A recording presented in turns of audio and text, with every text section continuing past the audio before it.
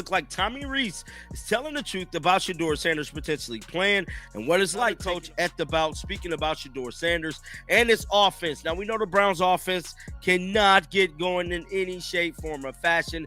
It is pretty much a nightmare out there for this team. Now, Tommy Rees spoke with the media today and let some cats out the back. What if I told you the Browns' offensive coordinator just dropped the most brutally honest take on Shedeur Sanders, and it wasn't the fairy tale fans expected?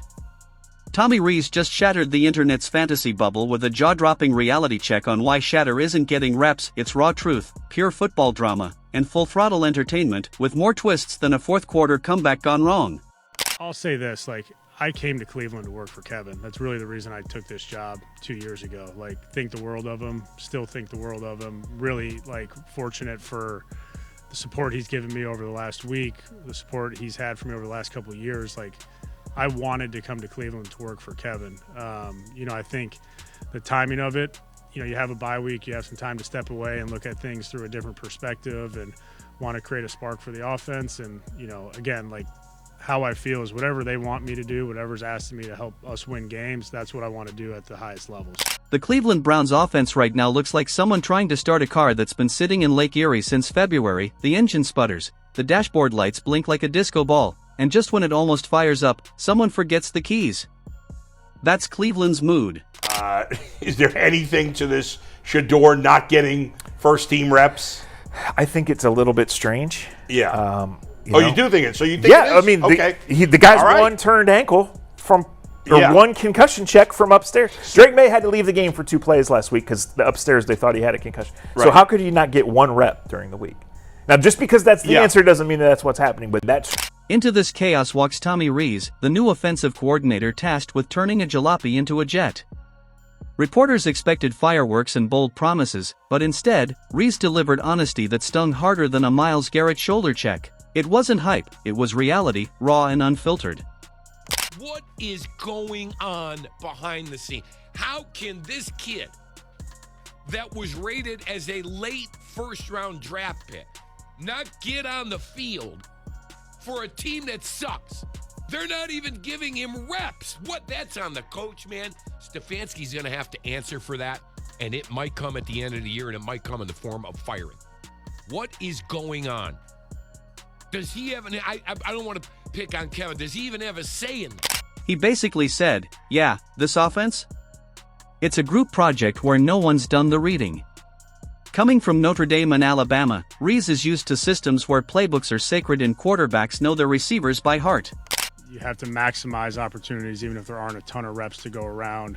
You got to be creative with how you create some extra reps, specifically to get Shedeur ready if you can't get a bunch of reps there. So the good news is both guys are bought in and doing a good job of working hard and understanding how important those opportunities are, to be ready for the team. So it is a unique situation. I don't know how many times it's probably happened, but probably not a lot. And we have the right 2 guys mentally right now in their demeanor and how they're prepping and how they're coming to work every. Cleveland right now feels like the wilderness. The bye week was supposed to fix things, but instead, it just gave everyone time to realize how broken they really are. Rees didn't name names, but every word screamed, we've got talent, we just have no idea what to do with it. The passing game? It's like a group hobby gone wrong. Rees says it takes all 11, which is football talk for, don't just blame the quarterback, everyone else is messing up too. But here's the truth no one wants to say out loud, in the NFL, potential gets you compliments, not snaps. And right now, that trust level looks about as low as Cleveland's red zone efficiency. Rees hit all the usual coach speak notes: collaboration, rhythm, process, patience. Translation: we're trying everything short of an exorcism. He said he's working closely with the quarterbacks, figuring out what makes them click. Coach code for, we're still guessing, but at least we're guessing together. He even compared it to his days calling plays at Notre Dame and Alabama. Back then, it was a Ferrari. In Cleveland, it's a shopping cart with 1 wobbly wheel. I don't think that's not my place, to answer, to even be able to give the answer to that. I feel like it's not in my control. So I'm not even going to think about that or have that even in my thought process of why it is. It's a lot of people that want to have the opportunity to be at this level, and I'm here, and I'm thankful to have the opportunity. So whenever that is, it is. But it doesn't make me feel down, or it doesn't make me feel left out or anything, because I know who I am as a person, I know who I am as an individual, and I know. The media kept fishing for optimism, but Tommy Rees kept serving up hard-boiled realism. When asked about improving the passing game, he talked about using the bye week to reset, figure out what actually works, and make the quarterbacks comfortable. He mentioned finding new ways to stress defenses, which is ironic, because the only ones stressed right now are the Browns defenders, who spend all game on the field while the offense forgets which direction to run. Still, Rees isn't wrong. Then came the inevitable question reporters love: how will the offense look now that Rees is calling plays? His response could be summed up as, "Ask me next week," which really means, right now, I'm just trying to make sure we line up correctly. Rees admitted every play caller adds their own flavor. Kevin Stefanski has his, and Rees has his. Translation: it might look different, but if we're still scoring 10 points, don't tweet me. At Alabama, every drive was poetry. In Cleveland, it's slam poetry read off a crumpled napkin. Dylan Gabriel been thrown in situations against some tough competition, tough guys. So that goes to show you that Dylan Gabriel is getting all the reps in training camp and in practice, because Tommy Rees just said himself, he's been thrown in situations with some stiff competition. That means that he's going up against the first team Cleveland Browns defense in practice. Shedeur Sanders doesn't get them opportunities. And Rees isn't pretending otherwise. It's not that Cleveland lacks weapons, they've got receivers, tight ends, and running backs, a full buffet of talent. But as Rees bluntly put it, having weapons doesn't matter if no one knows how to use them. The Browns' offense has become the NFL's version of assembling IKEA furniture without instructions. Every week, they try a new combination of plays and hope something finally resembles a chair. He even mentioned collaborating with Kevin Stefanski, saying Kevin's been supportive and that they're working together, which is coach speak for, he's still my boss, so I'll play nice. But make no mistake, Rees has the keys now. Still, he isn't promising miracles. When asked what fans should expect from his system, he sidestepped the question completely. He talked about making receivers more comfortable and reducing drops, a noble goal, though drops in Cleveland are practically a seasonal tradition. The best part? Rees insists, we just need rhythm. If only it were that simple. The Browns don't need rhythm, they need a seance. You know what? It doesn't make sense that he's a second string now and he's not getting any first team reps. It also doesn't make sense that he's not being considered to play any games this year, regardless of what we've been hearing. But this is the first time I've actually heard something that has to do with the planning and the development of any of the Browns quarterbacks, especially when it comes to Shedeur. They are being honest. Well, he is being honest. Tommy Rees is being honest with saying that, like, look, he's not going to get a ton of looks, but we're going to maximize whatever. And that brings us back to the Shedeur angle, because fans are convinced rhythm starts with new blood. They wanted him under center yesterday. But Rees lives in the real world, where rookies don't just get tossed into chaos without learning the language first. He's not about to throw Shedeur into the storm and pray lightning turns him into Superman. He's seen that movie before. A young quarterback gets hyped to the moon, fans demand action, and then reality hits harder than a blitzing linebacker. Rees knows what happens when you rush development, the offense implodes, confidence shatters, and the coordinator takes the blame anyway. He called it the best vantage point, which makes sense. From up there, he doesn't have to see the fans' faces every time a drive stalls. It's calm, just him, the headset, and the echo of missed opportunities. Rees has the pedigree, no doubt. He's built offenses that sang. But this Cleveland gig? It's like inheriting a band where half the members forgot how to tune their instruments. He's rewriting the sheet music, hoping someday soon, it sounds like music again. That Tommy Rees, the offensive coordinator, just came out and said, because like I told you guys, it's a lot of smoke and mirrors with this Shedeur Sanders situation, man. Because we've seen footage of him in practice lighting it up. We've seen media reports. We've seen the fan out there in Cleveland on their radio show and their podcast talking about Shedeur Sanders is lighting it up in practice. And a lot of people have been at practice and they seeing what Dylan Gabriel is doing, and they saying he's looking a little pedestrian. And somewhere in the background, Shedeur Sanders is waiting, polishing his potential, watching, learning, maybe even chuckling at the circus unfolding in front of him. Because deep down, he knows his time will come. Just not while Rees is still trying to get the bass player to stop drumming. The reality is, Rees doesn't dislike the spotlight, he just hates fake hope. In a league built on delusion, that honesty is like cold water in a stadium full of hot takes. He wants continuity, something the team hasn't had since the Reagan administration.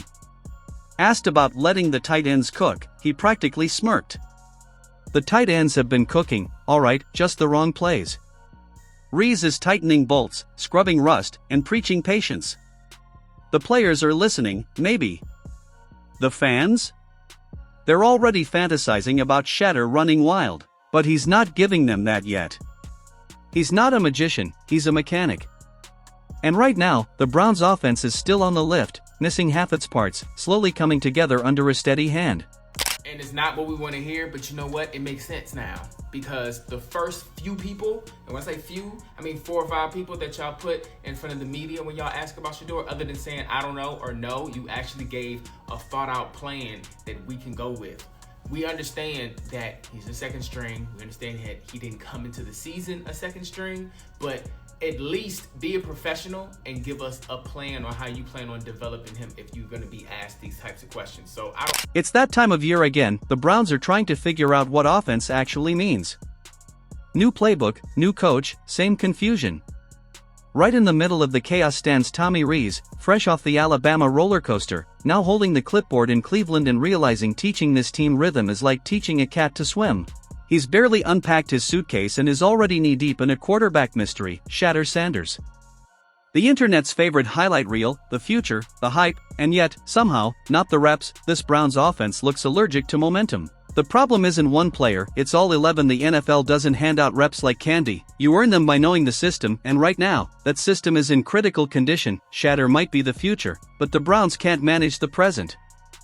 Their offensive line has more holes than a fishing net, the receivers are allergic to separation, and the playbook looks like it was written during a power outage. It's a circus, and Rees is the guy trying to tame the chaos, one practice at a time. But like I say, the Shedeur thing, I don't understand at all. Maybe they think to themselves, we don't need to give you these many practice reps because we're going to give you a bunch of game reps. So maybe we just want to get you rested. He is coming off a sore shoulder and all those things. So maybe that's the case. I don't know. But I don't like it that much. I don't at all. I think that going into this game, sitting some of the best wide receivers that you have is kind of diminishing him a little bit as well, because I want to see what Rees isn't ignoring Shedeur, he's just making sure the rest of the offense doesn't combust before September.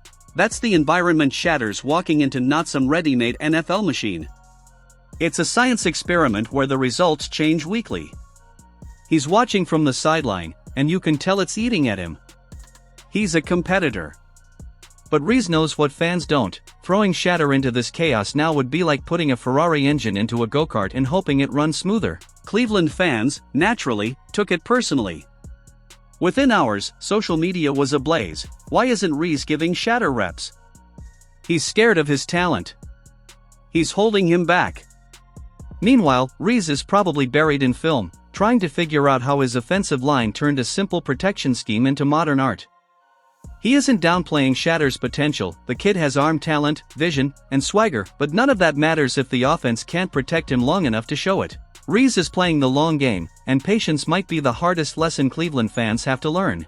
What is going on behind the scene? How can this kid that was rated as a late first-round draft pick not get on the field for a team that sucks? They're not even giving him reps. That's on the coach, man. Stefanski's going to have to answer for that, and it might come at the end of the year, and it might come in the form of firing. What is going on? Does he have I don't want to pick on Kevin. Does he even have a say? And let's face it, the Browns' current protection scheme looks like it was drawn with crayons. Tommy Rees has been in Cleveland for barely 5 minutes and already sounds like a therapist trying to calm a team on the edge of a nervous breakdown. To his credit, he isn't biting on the hype. He's seen it before, how it devours young players, how headlines turn heroes into hashtags overnight. So he's zeroed in on fundamentals, blocking, timing, execution, the boring stuff that actually wins games. It needs to sit down and talk about its feelings because every first down feels accidental. You can already see Rees changing the tone. Players look sharper, practices feel tighter, and while results aren't instant, the shift is palpable. Someone is finally holding people accountable. But here's the truth, Rees isn't here to entertain. He's here to build something sustainable, something that doesn't collapse the moment adversity hits. For the first time in a long while, the Browns might actually have a coach who values development over drama. That's what makes this story hilarious. Fans are losing their minds because Rees is doing his job correctly. He's prioritizing structure over chaos, logic over hype. Imagine that. If Shedeur, and this is going, I mean, no disrespect to all you Shedeur lovers. Oh boy, here it comes. But if Shedeur